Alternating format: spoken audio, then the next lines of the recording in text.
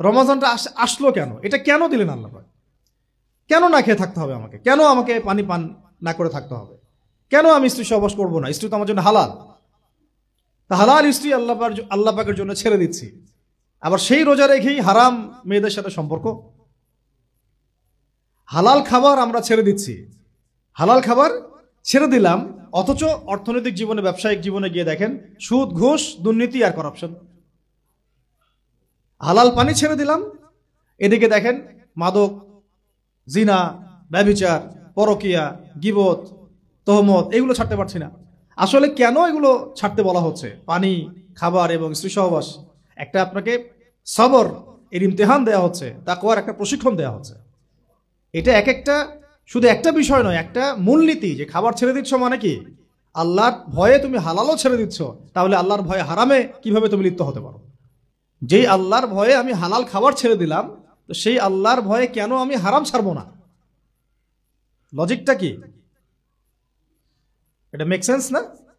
যে আল্লাহ পাকের ভয়ে আমি হালাল ছেড়ে দিলাম, হালাল খাবার ছেড়ে দিলাম, তাহলে কেন আমি আল্লাহর ভয়ে হারাম ছাড়বো না? যে আল্লাহর ভয়ে আমি পানি ছেড়ে দিচ্ছি, পানি ছাড়া মানুষ বাঁচেই না, তো সেই আল্লাহর ভয়ে আমি কেন আমার নফসের প্রবৃত্তিগুলো ছাড়তে পারবো না? আমি হারামগুলো কেন ছাড়তে পারবো না? যে আল্লাহর ভয়ে আমি হালাল স্ত্রী ছেড়ে দিলাম, তো সেই আল্লাহকে কি আমি তখন ভয় করি না যখন আমি হারাম মেয়েদের সাথে সম্পর্ক করি? এই প্রশিক্ষণটা দেওয়ার জন্য রমাদান আমাদের মধ্যে আসে, যাতে আমরা তাকওয়া অবলম্বন করতে পারি। এটা কি? আল্লাহ ভীতিটা কি? এক কথায় আনতা আবুদুল্লাহ কাআন্নাকা তারাহ, তুমি এমন ভাবে আল্লাহর ইবাদত করবে যেন তুমি আল্লাহকে দেখতে পারছো। আল্লাহকে যদি আমরা দেখতে পারতাম, তাহলে আমরা কি এক ওয়াক্ত নামাজ কাজা করতাম বা করতে পারতাম? না পড়ে থাকতে পারতাম, যাকাত না দিয়ে থাকতে পারতাম, সুদ খাইতে পারতাম, জেনা করতে পারতাম, ঘুষ খাইতে পারতাম, জুলুম করতে পারতাম, মানুষকে এইভাবে ঠকাতে পারতাম, মাপে কম দিতে পারতাম, এইসব কবিরা গুনাহ করতে পারতাম আল্লাহ যদি সামনে থাকতেন? আল্লাহ পাক হাদিসের মধ্যে রাসূলের মাধ্যমে এটা জানাচ্ছেন, এমন ভাবে আল্লাহর ইবাদত করো যেন তুমি আল্লাহকে দেখছো।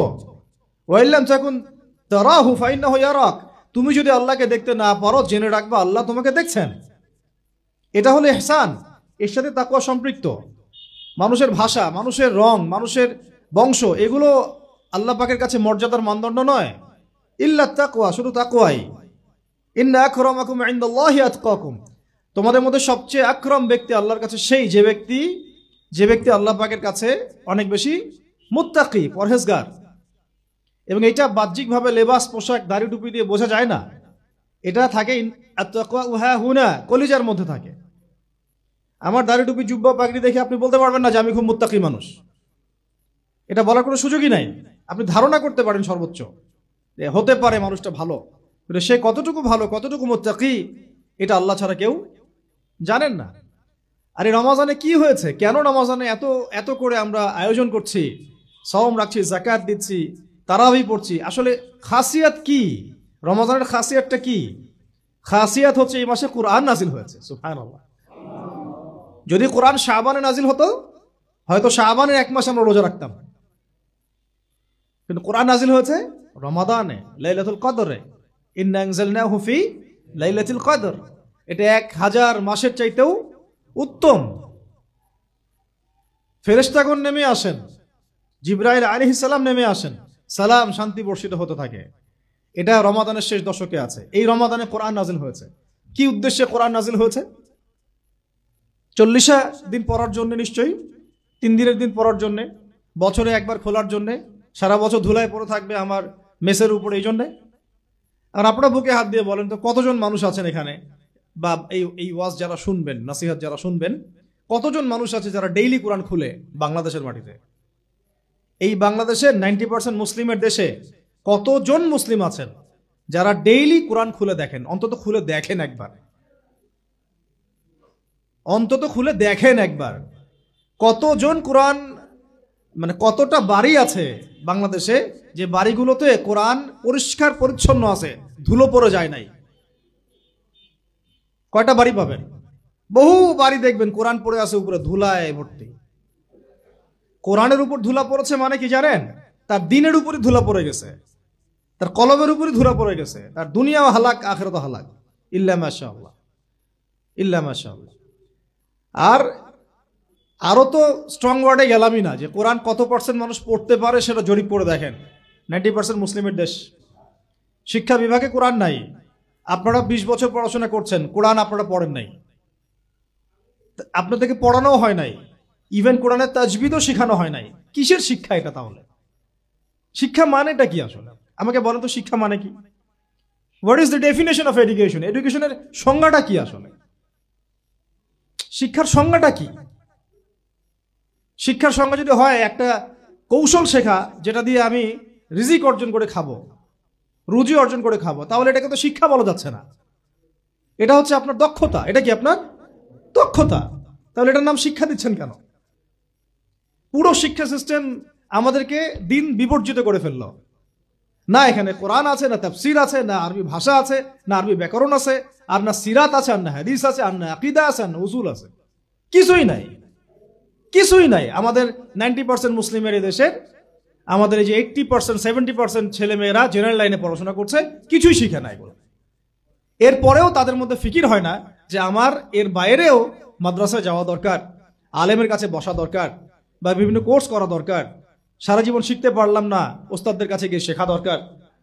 অনলাইনে হোক, অফলাইনে হোক, দার্সে হোক, তালিমে হোক, বা কোর্স ভিত্তিক ভাবে হোক, শেখা দরকার।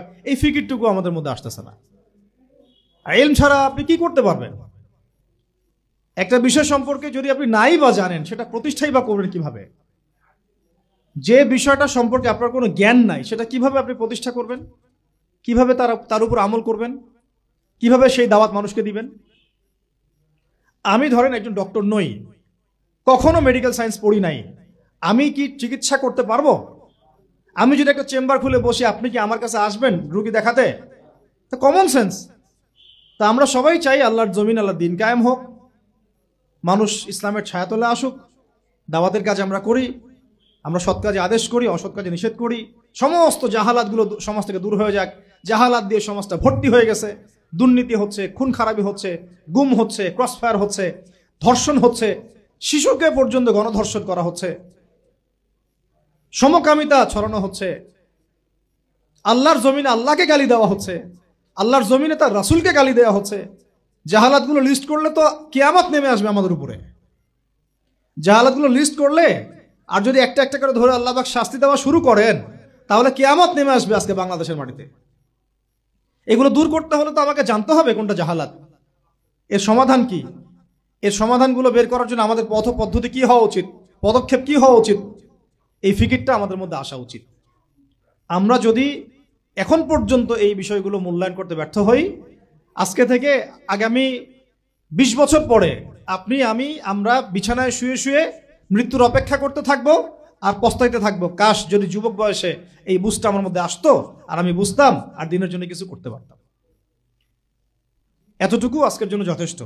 আমরা ফিকির করি আমাদের জীবনের উদ্দেশ্য কি, লক্ষ্য কি, কেন দুনিয়াতে আসছি, কোথায় যাব, যাওয়ার পরে আমার কি হবে। যদি আমি দুনিয়া এবং আখিরাতে সফল হতে চাই, তাহলে ইসলাম ছাড়া অন্য কোনো রাস্তা নাই। যদি তাই হয়, তাহলে ইসলাম সম্পর্কে আমি জানি কতটুকু, আমার জ্ঞান কতটুকু আছে। জ্ঞান নাই, আমি শিখতে পারি নাই, স্কুল শিখাই নাই, কলেজ শিখাই নাই, আমার কি এই অজুহাতগুলো আল্লাহর সামনে চলবে কি চলবে না? টিকবে না। উত্তর কি? টিকবে না। যদি না টিকে, তাহলে আমাকে যে আল্লাহ পাক এখন শোনার তৌফিক দিলেন, এখন জানার তৌফিক দিলেন, এখন থেকে আমার পরিকল্পনা কি হওয়া উচিত, আমি কি করতে চাই, আমার পরিকল্পনা কি, আমার লক্ষ্য কি, আমার উদ্দেশ্য কি। দুনিয়া কি আমার লক্ষ্য না জরুরত, বাকিগুলো কি আমার লক্ষ্য না জরুরত, প্রয়োজন, এটাও আপনাকে বুঝতে হবে। এবং যদি আপনি বুঝে ফেলেন, হ্যাঁ সত্য মিথ্যা চিনে ফেলেন, আপনার লক্ষ্য উদ্দেশ্য চিনে ফেলেন, তাহলে আপনি নিজেই ছুটে আসবেন, আলেমের দরবারে, ওস্তাদদের দরবারে। আপনি অস্থির হয়ে যাবেন কোথায় দিন পাওয়া যায়, কোথায় এলেম পাওয়া যায়, কোথায় কোরআন শেখা যায়, কোথায় সুন্নাহ শেখা যায়, কোথায় হাদিস শিখবো, কোথায় দিনের কাজ করব, কিভাবে করব, কাদের সাথে থাকবো। এই তাড়না আপনাকে হকের পথে নিয়ে আসবে ইনশাআল্লাহ। আর এই তাড়না যদি না থাকে, আর যদি আমরা হেলায় খেলায় সময় নষ্ট করতে থাকি, আর যদি মনে করি যে না এই দায়িত্ব আমার না, অন্যরা করবে, আর যদি মনে করি যে না সবাই হালাক হয়ে যাক, আমি তো ঠিক আছি, তাহলে জেনে রাখবেন আজকে থেকে 5-10 বছর 20 বছর পরে এমন আফসোস আমাদেরকে করতে হবে যে যখন আফসোস করে আর কোনো লাভ হবে না, বেশক কোনো লাভ হবে না। আর যদি ওই আফসোসেরও সুযোগ আল্লাহ না দিয়ে তার আগেই মৃত্যু দিয়ে দেন, তাহলে তো আর দুনিয়াতে দ্বিতীয়বার ফিরে আসারও কোনো সুযোগ নেই। অতএব যুবক ভাই, আপনাদেরকে মানে স্ট্রংলি বিষয়গুলো আমি নসিহত করছি, চেষ্টা করছি যে অনতিবিলম্বে রমজানের এই হক আদায়ের চেষ্টা করেন, কোরআনের কাছে আসার চেষ্টা করেন। রমজান সেই মাস যেই মাসে কোরআন নাজিল হয়েছে। এই মাসে যদি কোরআন শিখতে না পারি, ইলম শিখতে না পারি, ওলামায়ে কেরামদের সোহবতে না আসি, ঐক্যবদ্ধ হতে না পারি, সমাজের জাহালাতগুলো চিহ্নিত করতে না পারি, দাওয়াতের মাধ্যমে, তাবলীগের মাধ্যমে, প্রতিবাদের মাধ্যমে যদি এগুলোকে আমরা বন্ধ করতে না পারি, তাহলে বাংলার 90% সংখ্যাগরিষ্ঠ মুসলিমের দেশেও আমরা কোনোদিনও স্বাধীন হতে পারবো না।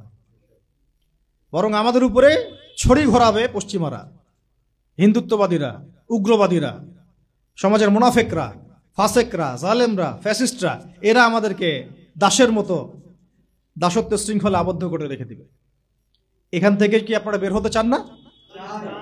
যদি এখান থেকে আমরা বের হতে চাই, তাহলে আমরা সবাইকে যার যার জায়গা থেকে চিন্তা করতে হবে, কাজ করতে হবে, এবং যারা কাজ করছেন তাদের সাথে জুড়ে থাকতে হবে। আল্লাহ পাক আমরা সবাইকে কথাগুলো বোঝার, আমল করার তৌফিক দান করেন, আমিন।